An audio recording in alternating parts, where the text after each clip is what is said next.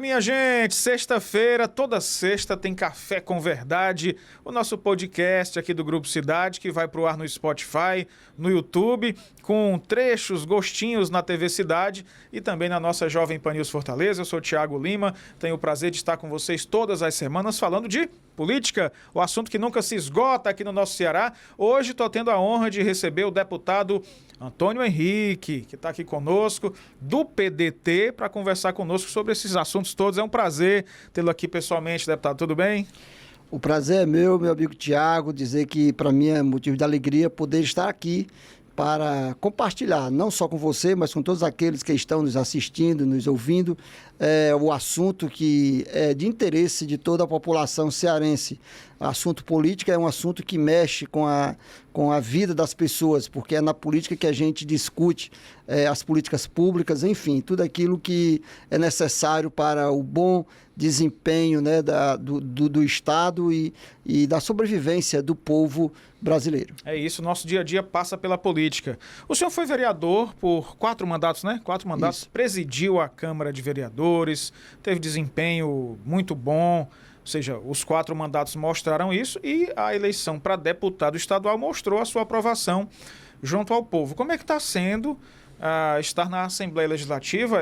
Creio eu que seja um trabalho mais amplo, porque diz respeito ao Estado do Ceará. Como é que está sendo essa transição do Legislativo Municipal para o Estadual?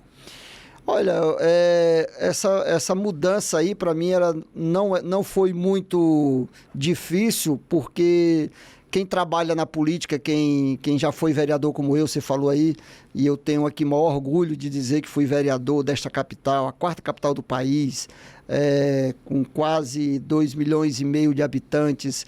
Tive o privilégio de ter sido eleito e reeleito por 4 vezes e presidi a Câmara Municipal 2 vezes, e aí o povo cearense me deu a oportunidade de representá-lo agora na Assembleia Legislativa. Então, o trabalho que a gente já vinha fazendo antes aqui na nossa capital se expande por todo o interior do estado, por todo o estado do Ceará, nos 184 municípios, e a gente tem procurado ser a voz do povo ali na casa que é conhecida como a Casa do Povo Cearense. Então, eu tenho sempre dito, quando eu ocupo a tribuna, quando eu faço um requerimento, quando eu apresento um projeto, dizer para as pessoas que a minha pessoa ali, ela é a representação da população, porque foi a população que me colocou naquela casa para ser a sua voz, para poder transmitir os seus anseios, as suas necessidades e ir em busca de soluções para cada um dos problemas que nos foram apresentados. A gente vai já falar sobre as suas pautas na Assembleia, deputado, mas eu quero aqui, vamos tratar um pouco de história. O PDT é um partido importante no Brasil, histórico, e aí, se a gente for falar em vários nomes, não podemos deixar de falar em Leonel Brizola. O senhor acha que em 2022, o que aconteceu? Houve o chamado racha entre o PT e o PDT, que faziam essa dobradinha e sempre conseguiam lograr êxito. Vamos relembrar um pouco 2022? O senhor acha que ali foi um ápice dos problemas vividos pelo partido, tanto por escolhas do próprio partido, para relembrar para o nosso espectador? A ideia era que Isolda Sela, governadora que estava na cadeira, fosse a candidata, e aí houve uma eleição que escolheu Roberto Cláudio para ser o candidato, e aí houve a divisão dessa união entre PT e PDT. O senhor acha que ali 2022 foi um marco para os anos seguintes de história do PDT aqui no Ceará? Olha, primeiro dizer que não havia acordo, pelo menos aonde eu tenho um conhecimento, de que a Isolda seria a candidata do PDT, mesmo que ela estivesse ocupando a cadeira. Na verdade, ela foi vice-governadora do Camilo Santana por 2 vezes. Ela foi indicada pelo partido para ser a vice em 2014 e foi reconduzida em 2018. E com a saída do governador Camilo para se candidatar ao Senado, ela obviamente ela passou a ser a governadora porque ele renunciou ao mandato. No entanto, o PDT, que era o partido da Isolda, que hoje também já não está mais no partido,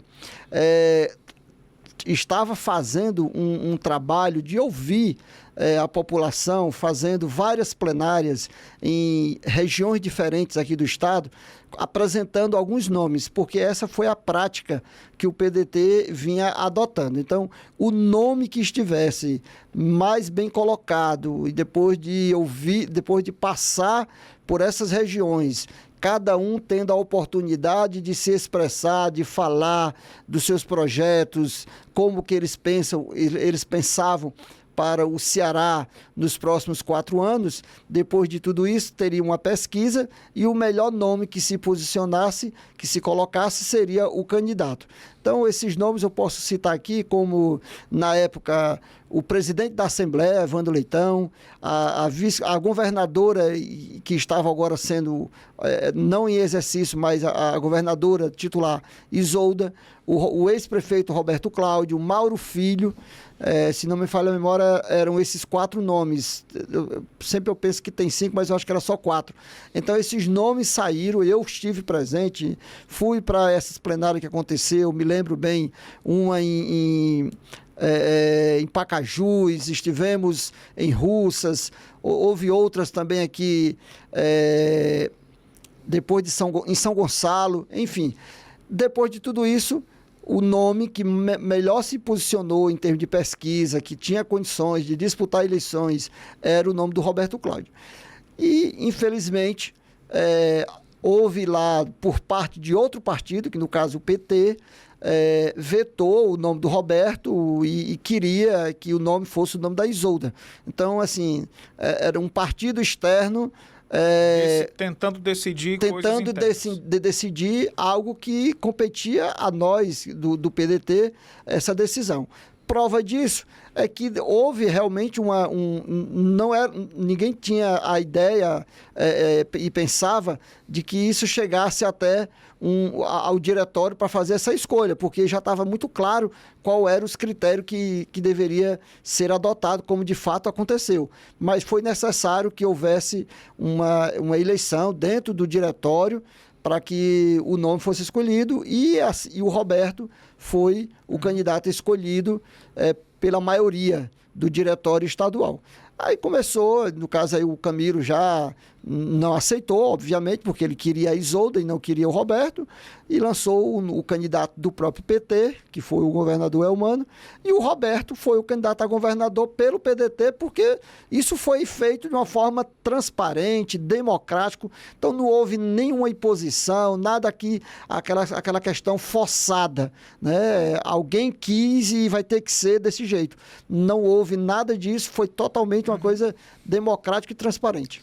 Eu me lembro que os defensores da Isolda, da então governadora, diziam o seguinte: bom, é o natural que ocorre quando o governador ou o prefeito está no cargo, que essa pessoa concorra à reeleição. Mas o senhor está me falando que não havia esse acordo dentro do PDT e ela não era a governadora eleita em 2018. Então, o natural, esse, né? Essa reeleição, que eu acredito que sempre ocorreu, e isso eu também defendo que tem que ser uma naturalidade, foi a do Camilo. Então, na época, o Camilo foi eleito governador em 2014 e ele foi candidato à reeleição em 2018, natural. Como também, vamos trazer aqui para prefeito, o Sarto foi o prefeito eleito em 2020 e foi o candidato natural em 2024, foi para a reeleição. A Isolda, ela foi governadora, ela estava governadora por uma questão de que, com a renúncia do governador, que já tinha sido reeleito, inclusive ela também já tinha sido reeleita a vice, ela não era uma governadora, ela era governadora porque estava na cadeira e, de fato, não poderia deixar de ser, mas ela não ia para uma reeleição. Como é que está a situação do partido hoje, deputado? A gente teve recentemente mais efervescência, vamos usar esse termo, né? É bonito, dentro do partido, e aí o que foi eleito... Foram eleitos 13 deputados em 2022 e hoje me parece, a impressão que temos é que houve uma redução, porque o Cid Gomes saiu, levou alguns deputados. O PDT tem um clima para 2026 no PDT? Eu pergunto também, tá difícil organizar a casa?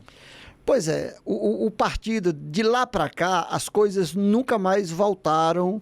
Eu acredito, se é a forma correta de falar, o que deveria ser, a coisa... Normalidade? A normalidade. Por quê?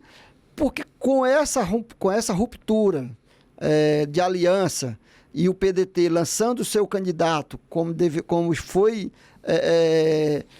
confirmado pelo partido, nós fomos para a eleição com o candidato a governador, elegemos a maior bancada na Assembleia com 13 deputados, e há quem diga que parte desses 13 deputados, pelo menos uns 5, eu não vou aqui citar nomes porque não convém, não apoiaram o governador Roberto Cláudio, que era para ter dado o apoio, já que você é de um partido, meu partido tem candidato a governador. Então eu tenho que apoiar o candidato a governador do meu partido. Mas já tinha lá parte desses candidatos apoiando o candidato Eumano de Freitas do PT. Outra parte não, ficou até o final. Depois da eleição, com a vitória do Eumano, esses 13 deputados que foram eleitos, e eu estou no meio, aquela parte que já não tinha sido fiel na campanha, obviamente já estava do lado do governo. E outros que ficaram com o Roberto Cláudio entenderam que a situação deles não seria confortável na oposição e também aderir ao governo. Só que desses 13, restaram 3 apenas, que foram eleitos pelo PDT e apoiaram o Roberto Cláudio como candidato a governador e que está hoje na Assembleia fazendo oposição a esse projeto que o Eumano apresentou, que infelizmente até hoje ninguém está vendo os resultados. Então nós do PDT, esses 3, aí hoje não somos mais 3 porque nós recebemos um outro deputado, que foi o deputado Lucinildo, que não foi eleito pelo PDT, se não me falha a memória, pelo PMN, deixou o PMN e veio para o PDT. Então, nós somos 4, mas, de fato, Os remanescentes são 3. Os remanescentes são 3. Mas eu vou falar dos 4, porque agora nós temos o Lucinildo, que é um grande parceiro e faz parte do nosso partido. Então, esses 4 deputados do PDT estão na oposição desde o dia 1º de fevereiro de 2023, do dia que tomou posse até o dia de hoje. Fazendo oposição em que sentido? Oposição a um projeto que nós não acreditamos nele, defendendo o projeto que nós apresentamos na eleição passada, que não foi vitorioso, que é o projeto do Roberto Cláudio, e fazendo o nosso papel, que eu acho que é legítimo. O papel da oposição sempre traz resultados. Então, esse é o PDT. E os outros já foram. Depois disso, para você ter ideia, nenhum deles estão mais no PDT. Ficaram por um determinado período, porque a legislação obrigavam, porque se caso saíssem, perderiam o mandato, porque o mandato é do partido, mas conseguiram uma carta de anuência, depois conseguiram entrar na justiça, e a justiça deu a eles a liberdade de sair do partido, como de fato todos saíram. O próprio prefeito de Fortaleza hoje foi eleito pelo PT, mas na época, como deputado estadual, ele foi eleito pelo PDT. Então, esses deputados já foram todos embora, estão todos fora do PDT. Veio a eleição de 2024, na candidatura do Sarto, nós defendemos e também perdemos a eleição para prefeito. E no segundo turno, boa parte dos vereadores, agora indo para a Câmara Municipal, que é também lá onde tem a nossa maior bancada, apoiou o André Fernandes no segundo turno, outra parte apoiaram o Evandro Leitão. E eu acredito que todos os 4 deputados estaduais votamos, também apoiamos o André Fernandes. O André perdeu, o Sarto perdeu o primeiro turno, o André perdeu no segundo, o Evandro ganhou, e o presidente André Figueiredo, conversando, dialogando com o Evandro, enfim, com alguns vereadores, já tinha apoiado, o próprio André já tinha apoiado o Evandro, até porque o partido não teve nenhuma recomendação de quem deveria apoiar. O partido foi liberado, então estava todo mundo livre. E eu achei até bacana. Não, quem quiser ir para um lado vai, quem quiser ir para o outro vai para o outro, porque nós não temos posicionamento para determinar a quem devemos ir, para quem devemos ir. Então, o André Figueiredo conversou, nosso presidente, na época, tanto o presidente nacional, porque ele estava no exercício da presidência nacional, na licença do Carlos Lupe, e também presidente estadual, foi para o Evandro, e hoje faz parte da base do Evandro, e agora, por último, também está dialogando com o Elmano, né? Isso já pensando nas eleições de 2026. Uhum. Então, a gente está numa situação, eu diria, uma situação meio que constrangedora, porque nós continuamos, quando eu digo nós, falando dos deputados, agora de volta, nós do PDT, que fomos oposição do dia 1º de fevereiro de 2023 até o dia de hoje, e a gente pretende ir adiante até o final desse mandato, não tem condições da gente simplesmente passar uma borracha e dizer assim, não, nós vamos agora compor com o PT porque é o melhor para nós. A gente continua achando que não é o melhor. O senhor falou em 2026, vamos para lá então. Vou aqui num cenário para 2026. Está muito incerto e a gente analisando política, a gente vê que vai ter uma disputa para além do governo estadual, que sempre é a que mais chama atenção, e acho que a população esquece um pouco o parlamento, mas teremos uma disputa importante que vai ser pelo Senado. São 2 vagas, mas tem muita gente querendo essas 2 vagas. A gente conversava aqui antes de começar a gravação e o deputado já me fez aqui algumas sugestões. O senhor acha que é possível, pela sua experiência conhecendo o PDT, a gente pensa na seguinte chapa, na foto da chapa de 2026, concorrendo ao governo do estado Ciro Gomes, e quem seriam essas 2 fotos ali para concorrer essas 2 vagas para o Senado nessa conjuntura que a gente está aqui imaginando?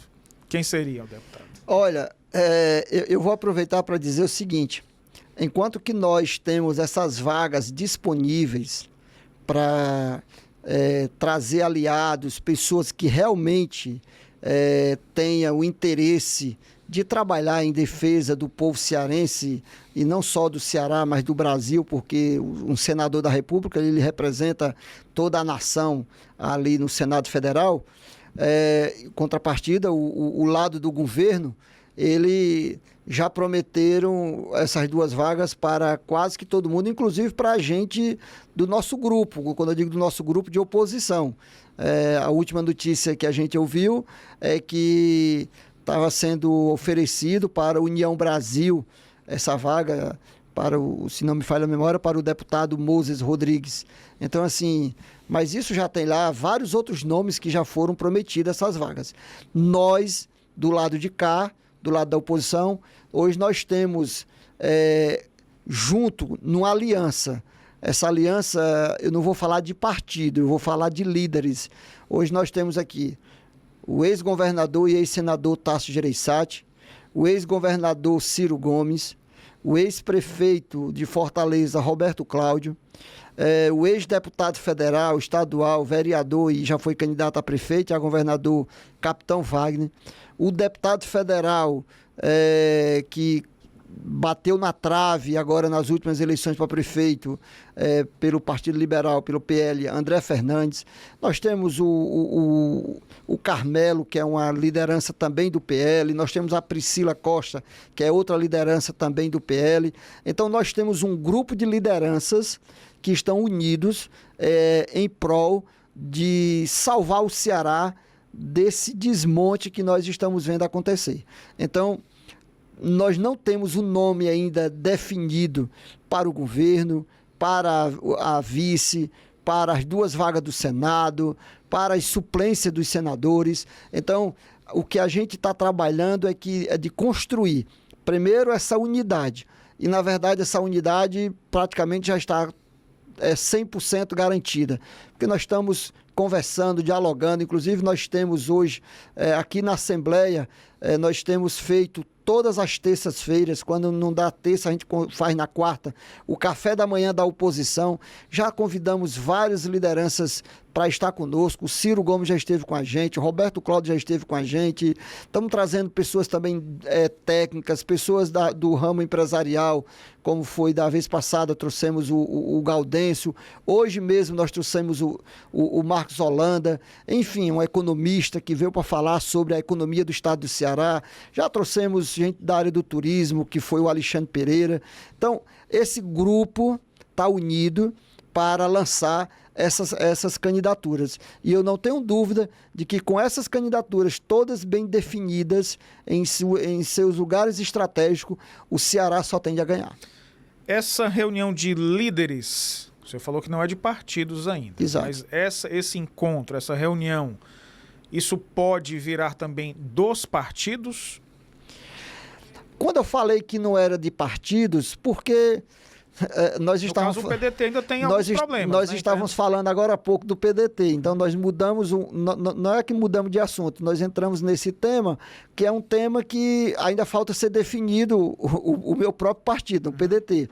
Falei agora há pouco que o PDT está conversando com o governo, quando eu digo PDT, o presidente, para fazer uma aliança com o governo, para compor com o governo. E nós não estamos com nenhuma motivação para que isso aconteça.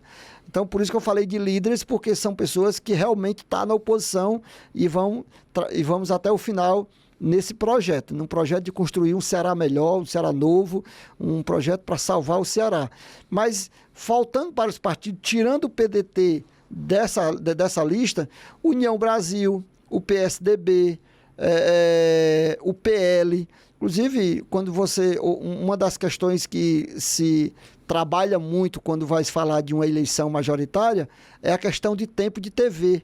E quando você fala de tempo de TV, e você precisa ter ali os partidos que têm a maior representação na Câmara Federal. Então, o PL, e junto com a União Brasil e o PP, que está sendo construída uma federação, que eu acho que esses dias aí já está finalizada essa federação, e o PSDB, que tem um menor tempo, mas juntando esses 4 partidos aí, já dá praticamente 50% do tempo de TV, pela questão do quantitativo de deputados que esses partidos têm lá na Câmara Federal.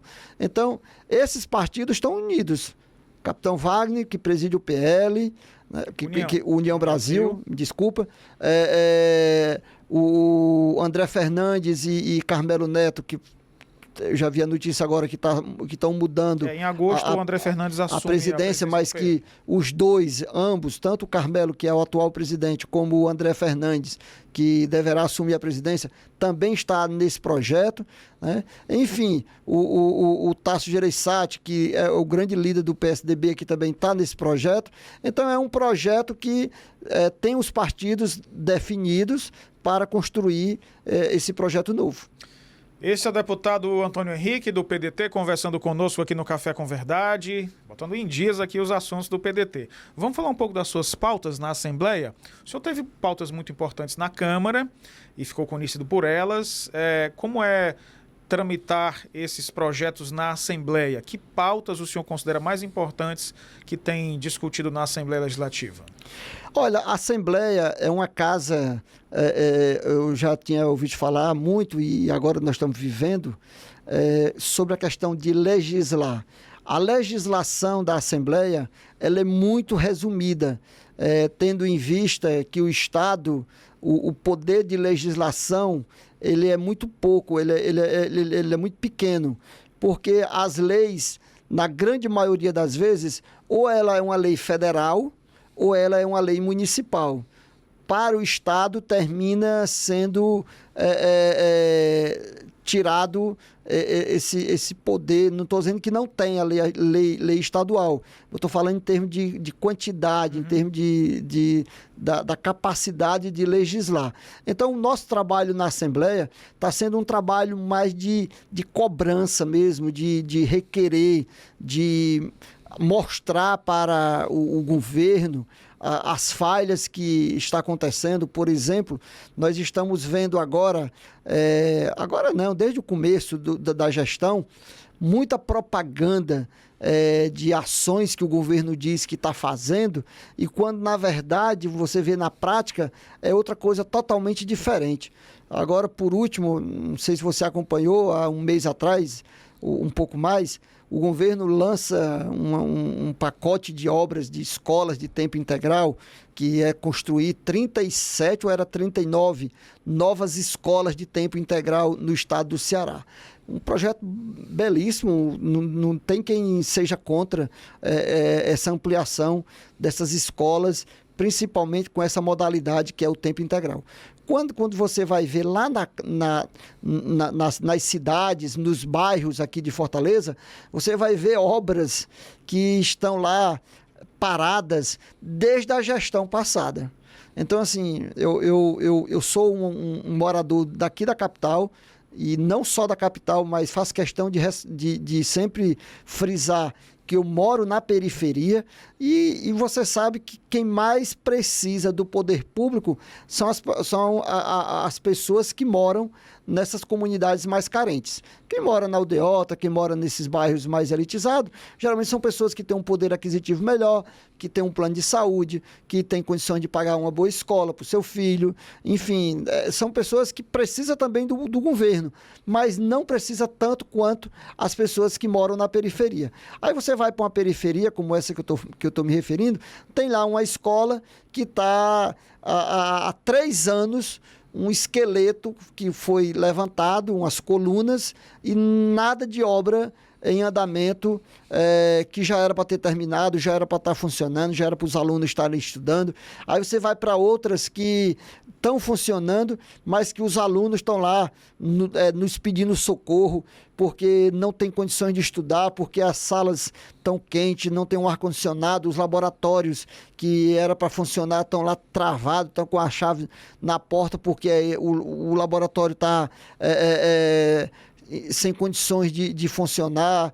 Enfim, então são coisas que compete também ao deputado estadual, como no meu caso, fazer essa fiscalização. E eu tenho procurado fazer esse trabalho. Você vai nos hospitais, como nós já fizemos no interior, fomos no hospital da região do Sertão Central, ali em Quixaramubim, fomos lá também no Vale do Jaguaribe, no Limoeiro do Norte, fomos em Itapipoca. Você chega no hospital, um hospital de 5 andares, um andar total, um andar inteiro fechado, com as luzes apagadas, sem nenhum funcionário, sem nenhum paciente, e as pessoas se deslocando do interior para a capital para receber um atendimento médico nos hospitais que aqui estão superlotados, como é o Hospital do Coração, como é o Hospital HGF, enfim, as UPAs. Quando você vai numa UPA, e eu estou falando isso porque eu fui agora recentemente numa UPA lá no meu bairro, no Canindezinho, dentro da comunidade chamada Planalto Vitória, você chega lá na UPA, um bocado de gente lá na fila de espera para ser atendido. Quando você entra lá para o atendimento, está lá um bocado de paciente internado, precisando de uma transferência para um hospital especializado para uma UTI, para um atendimento diferenciado, porque a UPA não é um hospital, todos nós sabemos que a UPA é uma unidade de pronto atendimento, e a UPA está lá com esses pacientes aguardando ser transferido para um hospital. Por último, para não me estender muito, você vê a propaganda da inauguração, na verdade não é construção, é na inauguração do novo hospital universitário aqui na UES, com 832 leitos. Aí você vai lá, veja quantos leitos realmente estão funcionando. Menos de 200 leitos, não tem o atendimento, assim, esses pacientes que estão nas UPAs, eles eram para estar todos no hospital. Então, fui lá, o médico me consultou e diagnosticou que meu problema é um problema mais sério, não é apenas com a consulta e os remédios que eu levo para casa para ficar curado, eu preciso de um internamento, você vai ficar aqui internado, vamos aqui entrar na central de leitos, vamos botar você aqui na regulação para ser transferido. Tudo bem que talvez não aconteça isso hoje, mas amanhã você já deve estar indo para o hospital. Mas não acontece. Esse paciente fica lá 2, 3, 4, 5, 10, 15, morre na UPA e não é transferido para o hospital. E o hospital foi inaugurado recentemente com 832 leitos e cadê? O que é que está acontecendo? Então, o nosso papel, você fez a pergunta e aí eu termino aqui respondendo, o nosso papel hoje está de fiscalizar mesmo, de cobrar do governo essas políticas públicas que deveria estar acontecendo dentro do prazo, na entrega, sendo responsável com a população que mais precisa. O senhor teve 4 mandatos de vereador, depois transferiu-se a sua candidatura, transferiu não é o termo correto, né? Foi disputar uma vaga na Assembleia Legislativa de deputado. Como se vê Antônio Henrique, por exemplo, em 2026? O senhor pensa em outras possibilidades? Cargo executivo, já pensou nisso? O que é que o senhor se vê no futuro na política? Olha, o meu projeto político hoje é continuar trabalhando até o dia, eu ia dizer 31 de dezembro, mas eu esqueci que a Assembleia até janeiro, né? vai até janeiro, dia 31 de janeiro de 2027. Mas eu não pretendo parar por aí. Eu espero que a população cearense, se for da sua vontade, da vontade do povo cearense, nas eleições do ano que vem, eu estarei colocando o meu nome novamente. Isso não é... Estou apenas citando que é um projeto, né? Eu serei pré-candidato a deputado estadual para continuar o trabalho que a gente vem fazendo aqui na Assembleia. Da mesma forma como eu fiz na Câmara por 4 vezes, eu pretendo continuar na Assembleia por alguns outros mandatos, se o povo com certeza nos aceitar e achar que o nosso trabalho é um trabalho que merece continuar. O tempo voa, né? Aqui nessa conversa. Antônio Henrique, quero agradecer demais sua atenção e ter vindo aqui bater esse papo. É muito bom, inclusive, conversar com o senhor, viu? De história, da política. Muito obrigado pela atenção e estamos sempre à disposição, tá? Eu que agradeço, essa é uma oportunidade muito importante para nós que estamos na vida pública, poder compartilhar com aquelas pessoas que estão nos assistindo, as pessoas que estão nos ouvindo, bater esse papo com você, coisas que às vezes a população não tem o conhecimento, mas é através desses canais de comunicação que a gente consegue alcançar mais pessoas e dizer que estamos sempre à disposição. Quando precisar, pode convidar que estarei aqui presente. Obrigado. Esse foi o deputado Antônio Henrique aqui no Café com Verdade. Muito obrigado a você que acompanhou. Não esquece de dar o seu like, de mandar o aviãozinho, mandar para todo mundo essa conversa aqui no Café com Verdade. Muito obrigado, minha gente. Até a próxima. Tchau, tchau.